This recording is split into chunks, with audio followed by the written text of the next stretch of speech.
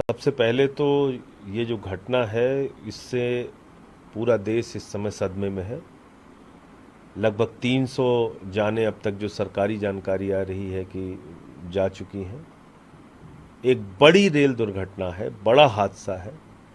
मैं जो लोग इस दुर्घटना में मारे गए हैं उनके प्रति अपनी संवेदना व्यक्त करता हूं और ईश्वर से प्रार्थना करता हूं कि उनकी पुण्य आत्मा को प्रभु शांति प्रदान करे, उनके परिवार को अपार कष्ट ये जो उनके ऊपर आया है उसको सहन करने की शक्ति दे।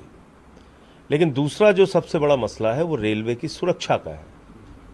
भारत की सरकार, मोदी जी की सरकार हर महीने, हर एक हफ्ते पे एक वंदे भारत ट्रेन शुरू कर रही है।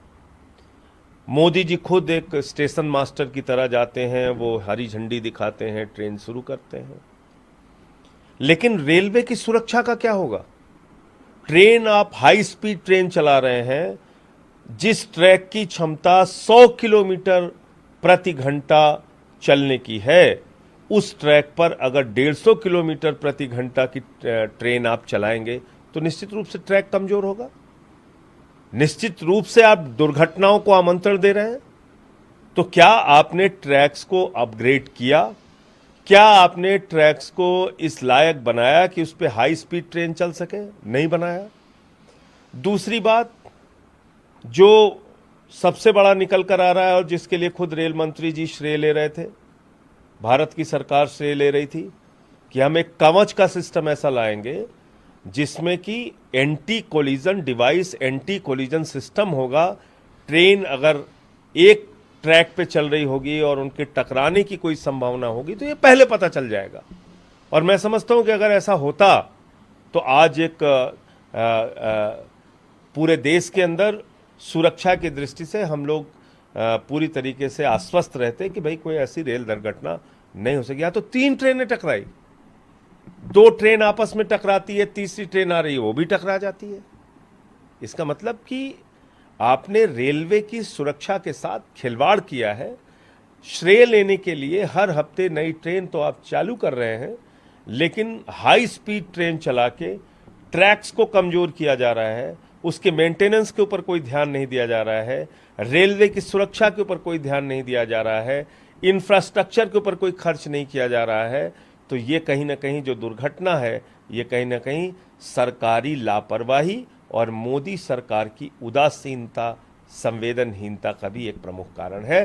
पिछले 9 वर्षों में अगर आप रेल दुर्घटनाओं का आंकड़ा उठाकर देखेंगे, 2 वर्ष जो कोरोना के हैं उसको छोड़कर, तो आपको पता चल जाएगा कि किस तरीके से रेलवे की सुरक्षा के साथ खिलवाड़ किया गया है, किस तरीके से आम इंसान की जिंदगी के साथ खिलवाड़ किया गया है। ये कम 300 घटना है। सरकार ने कॉम्पनसेशन की घोषणा जरूर की है, लेकिन जो तमाम विपक्षी दल हैं वो कह रहे हैं कि ये एक बेहद ही दर्दपूर्ण घटना है और इसकी जांच हाई लेवल होनी चाहिए। देखिए, हाई लेवल जांच होनी चाहिए, लेकिन प्राथमिक तौर पे तो कुछ चीज़ें पता ही चल गई होंगी, उन लोगों के ऊपर कार्रवाई हो। और दूसरी बात जो सबसे बड़ी जवाबदेही सरकार की है कि रेलवे सेफ्टी को लेकर पिछले 9 वर्षों में आपने क्या कदम उठाए, देश के सामने रखिए ना, पता तो चले देश को। हमारे जो स्टैंडिंग कमेटी के मेंबर हैं पार्लियामेंट के, संदीप पाठक जी, उन्होंने आज बताया कि उन्होंने पिछली मीटिंग में ही रेलवे की सुरक्षा का मसला उठाया था, एंटी कोलिजन डिवाइस का मसला उठाया था, एंटी डिरेलमेंट डिवाइस का मसला उठाया था। आप ये सारे सिस्टम क्यों क्यों नहीं इम्प्रूव कर रहे हैं? इंफ्रास्ट्रक्चर पे क्यों नहीं खर्च कर रहे हैं आप? भाई, आमदनी आप जनता से कर रहे हैं और जनता की सुरक्षा के लिए खर्च नहीं कर रहे हैं। अगर पूरे देश में भी आज एंटी कोलिजन सिस्टम डेवलप कर दिया जाए तो मैं समझता हूं कोई बहुत ज़्यादा रेलवे के ऊपर भार नहीं पड़ेगा। आम इंसान की जिंदगी जो है सुरक्षित रह पाएगी, वो सुरक्षा के भाव से ट्रेनों में सफ़र कर पाएगा। करोड़ों लोग प्रतिदिन सफ़र करते हैं ट्रेन से। तमाम जो पूर्व मंत्री भी रहे हैं रेलवे के, वो ये कह रहे हैं कि शायद ही ऐसा तरह से कोई दुर्घटना सामने आई जो 3 ट्रेनें इस तरीके से।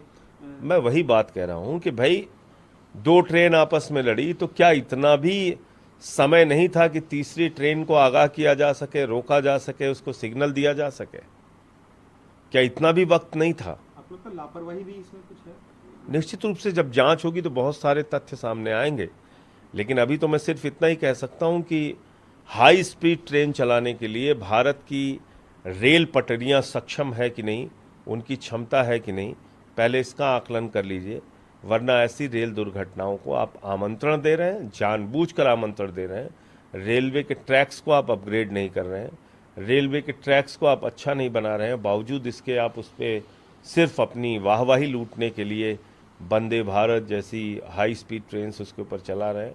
तो मैं समझता हूं कि ये इसके बारे में सरकार को पुनर्विचार करना चाहिए और जो लोग भी इसके अंदर दोषी हैं उनके खिलाफ कार्रवाई होनी चाहिए। हालांकि जो रेस्क्यू ऑपरेशन है वो पूरा कर लिया गया है और ट्रैक्स को भी खाली करने का काम लगातार किया जा रहा है और जल्द ही वहाँ पे दोबारा ट्रेनें चालू करेंगे, लेकिन तमाम 40 ट्रेनें थी इनको रद्द भी किया गया है। वो तो ये तो एक ज़रूरी भी है, क्योंकि जब ऐसी घटना हो गई तो किस रास्ते से ट्रेन जाएंगी, तो रद्द करना ही पड़ेगा।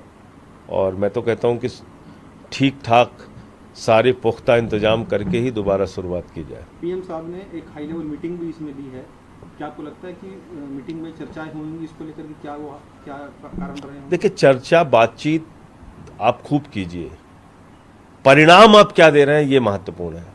खाली चर्चा बातचीत से बात नहीं बनेगी, आपने परिणाम क्या दिया, आपने क्या रेलवे के अंदर सेफ्टी डिवाइस को इम्प्रूव किया, क्या आपने एंटी कोलिजन जो सिस्टम है उसको डेवलप किया। जो आप कवच की बात करते हैं, वो कवच का घेरा कहाँ है, क्यों नहीं पता चला इन लोगों को। जो ऐसी जगहें हैं जहाँ पे कि आपको दुर्घटना की संभावना ज़्यादा लगती है, तो आप ऐसी जगहों पर कम से कम वो सिस्टम डेवलप कीजिए, एंटी डिरेलमेंट का, एंटी कोलिजन का। रेलवे की सेफ्टी, रेलवे का इंफ्रास्ट्रक्चर, उसकी खूब अनदेखी की गई है पिछले 9 सालों के अंदर। जी भी आज अपने घर पहुंचे हैं क्योंकि उनकी जो वाइफ है उनकी तबीयत काफ़ी ख़राब है, कुछ समय के लिए घर आए हैं। देखिए, जिस तरह से सरकार मनीष जी के जमानत का विरोध कर रही है, ये दिखाता है कि संवेदनहीनता की ये पराकाष्ठा है। एक व्यक्ति को आपने बिना किसी आरोप के झूठे बेबुनियाद आरोप लगा के जेल में डाल दिया।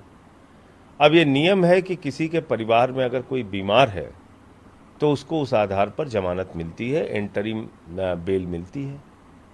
अब अगर उनकी पत्नी बीमार है और अपने परिवार में भी वो पहुंचकर अपनी पत्नी से नहीं मिल पा रहे हैं, उनको हॉस्पिटलाइज किया गया है, तो अब तो इस पे माननीय न्यायालय को भी सहानुभूतिपूर्वक विचार करना चाहिए। और जो भी विरोध सरकार का है वो पूरी तरीके से राजनीतिक कारणों से है और इसका कोई दूसरा आधार नहीं है।